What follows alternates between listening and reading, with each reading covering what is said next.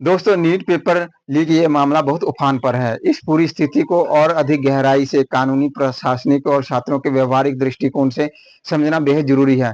छात्राओं ने जो मुद्दे उठाए हैं, वे भारतीय शिक्षा व्यवस्था और परीक्षाओं की शुचिता पर एक बहुत बड़ा प्रश्न चिन्ह लगाते हैं। तो दोस्तों, वीडियो शुरू करने से पहले प्लीज हमारे यूट्यूब चैनल को जरूर सब्सक्राइब कर लीजिए और अपने दोस्तों तक जरूर शेयर कीजिए, क्योंकि ये वीडियो आपके लिए बहुत ही खास, बेहद जरूरी है। तो सबसे पहले बात करते हैं मानसिक उत्पीड़न और सिलेबस का गणित की। छात्राओं का यह कहना बिल्कुल व्यवहारिक है कि बात सिर्फ पोटेंशियल की नहीं, बल्कि मेंटल हरासमेंट की है। इसके पीछे दो मुख्य कारण है। पहला कारण समय बनाम सिलेबस का असंतुलन। नीट जैसे एग्जाम में फिजिक्स, केमिस्ट्री और बायोलॉजी को मिलाकर लगभग 90 से 100 चैप्टर्स होते हैं। एक बार पेपर कैंसिल होने के बाद छात्र पूरी तरह टूट जाता है। उन्हें दोबारा उसी मानसिक स्थिति में लाना और मात्र 25-30 दिनों में पूरे सिलेबस का गहन रिवीजन कराना वैज्ञानिक रूप से भी छात्रों पर अत्यधिक दबाव बनता है। अब दूसरा मुख्य कारण है कि अस्थिर नीतियां। परीक्षा एजेंसी द्वारा ऐन वक्त पर लगातार छोटे छोटे बदलाव करना, जैसे रफ सीट बढ़ाना या नियमों में संशोधन करना, छात्रों के फोकस को डिस्टर्ब करता है। छात्र हर दिन पढ़ाई करने के बजाय इस डर में रहता है कि आज शाम को कौन सा नया नोटिफिकेशन आने वाला है। नोट्स बेचने की हताशा को सुनो। 3-4 साल से तैयारी कर रहे छात्रों का अपनी नोट्स रद्दी में बेच देना यह दर्शाता है कि बर्न आउट उस स्थिति में पहुंच चुके हैं जहां उन्हें लगा कि अब उनकी मेहनत की कोई कीमत ही नहीं बची। दोबारा उन नोट्स के बिना तैयारी करना उनके लिए एक नया मानसिक युद्ध खड़ा हो जाता है। दूसरा कारण है दोस्तों, प्रशासनिक विफलता और क्रेडिबिलिटी का संकट। एनटीए और अन्य संबंधित निकायों की कार्यप्रणाली पर जो सवाल खड़े हुए हैं, वे काफी गंभीर हैं। कार्रवाई में ढील की जा रही है। कानून का नियम कहता है कि अपराध को रोकने के लिए कठोर और त्वरित कार्रवाई जरूरी है, तत्काल कार्रवाई जरूरी है। अगर छात्रों ने 150 से ज्यादा मेल किए और 40 टेलीग्राम ग्रुप के लाइव लिंक दिए, तो आईटी एक्ट के तहत पुलिस को साइबर सेल और परीक्षा एजेंसी तुरंत उन एडमिन के आईपी एड्रेस को ट्रैक कर उन्हें गिरफ्तार कर सकती थी। ऐसा न होने से उन अपराधियों का हौसला और बढ़ गया है। अब बात करते हैं सुरक्षा ढांचा की।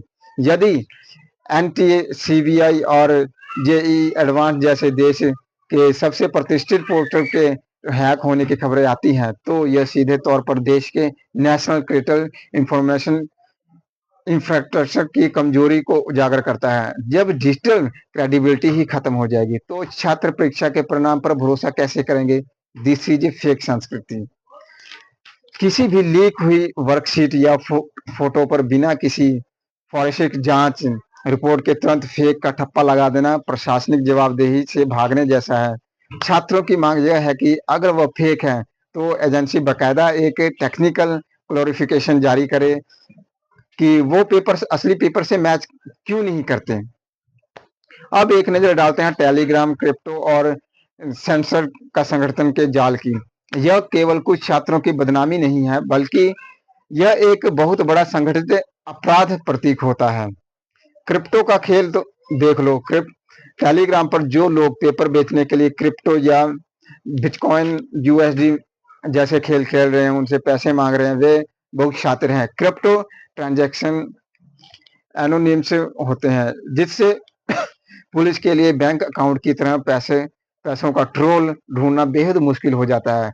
इसके अलावा कई स्कैमर्स बच्चों से 60,000 एडवांस लेकर गायब हो रहे हैं, जिससे छात्रों को आर्थिक और मानसिक दोनों तरह से चोट पहुंच रही है।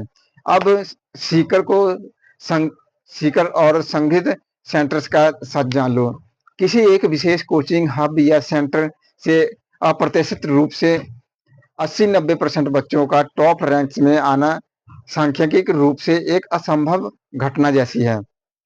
टेस्ट सीरीज में लगातार फेल होने वाले छात्रों का अचानक मुख्य परीक्षा में 680 प्लस नंबर लाना एक इस बात का संकेत है कि या तो परीक्षा हॉल के भीतर मैनिपुलेशन हुआ, या फिर टेस्ट पेपर के नाम पर मुख्य पेपर के क्वेश्चन को पहले ही प्रैक्टिस करवा दिया गया था।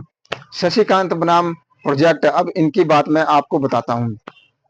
टेलीग्राम पर इन दो बड़े सिंडिकेट्स की आपसी लड़ाइयाँ साबित करती है कि पेपर लीक का बाजार कितना बड़ा हो चुका है। शशिकांत का यह दावा है कि लीला पैलेस दिल्ली में डील हो रही है और उनका सरकारी अधिकारियों के ग्रुप में होने की कोई बात करना इस बात की ओर इशारा करता है कि इस जाल के तार बहुत ऊपर तक जुड़े हुए हैं।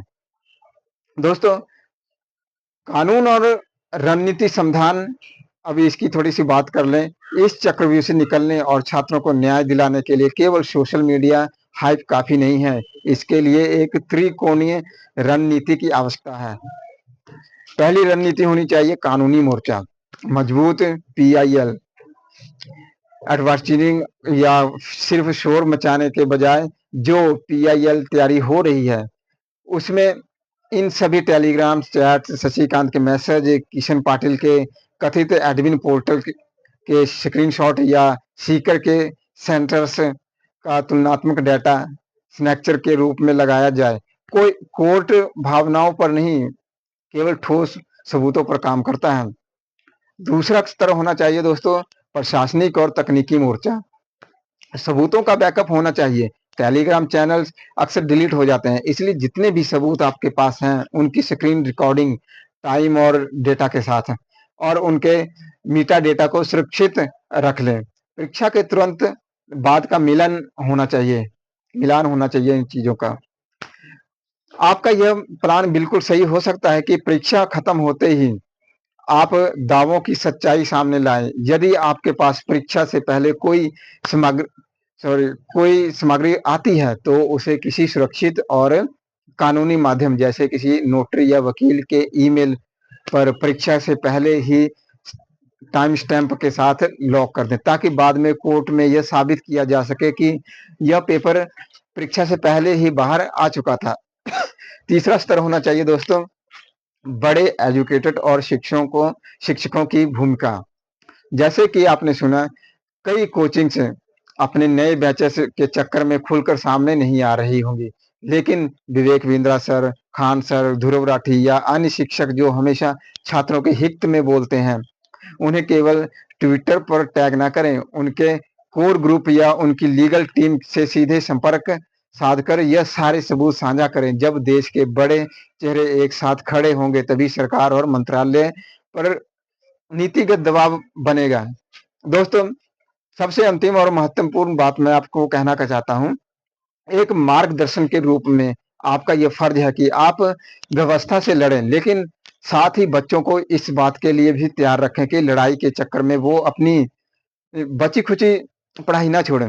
यदि एनटीए के एग्जाम पोस्टपोन नहीं किया और 21 तारीख को ही पेपर हो गया तो जो छात्र केवल पोस्टपोनमेंट के भरोसे पढ़ाई कर चुके होंगे वे पूरी तरह रेस से बाहर हो जाएंगे। इसलिए एक हाथ में किताब और एक हाथ में हक की आवाज, यही इस समय की सबसे बड़ी रणनीति है। तो दोस्तों, एक सवाल मैं आपसे पूछना चाहता हूं, क्या आपके वकील ने इस आईपी पीआईएल को सीधे सुप्रीम कोर्ट में डालने की योजना बनाई या पहले राज्य के हाई कोर्ट में इसे ले जाया जा रहा है, जैसे राजस्थान हाई कोर्ट, क्योंकि सीकर का मामला बहुत बड़ा है। तो दोस्तों, ये थी आज की वीडियो। उम्मीद करता हूं आपको पसंद आई होगी। तो दोस्तों, इसे ज्यादा से ज्यादा अपने दोस्तों तक शेयर करें। मिलेंगे अगली वीडियो में, तब तक आप अपना ख्याल रखें। धन्यवाद दोस्तों।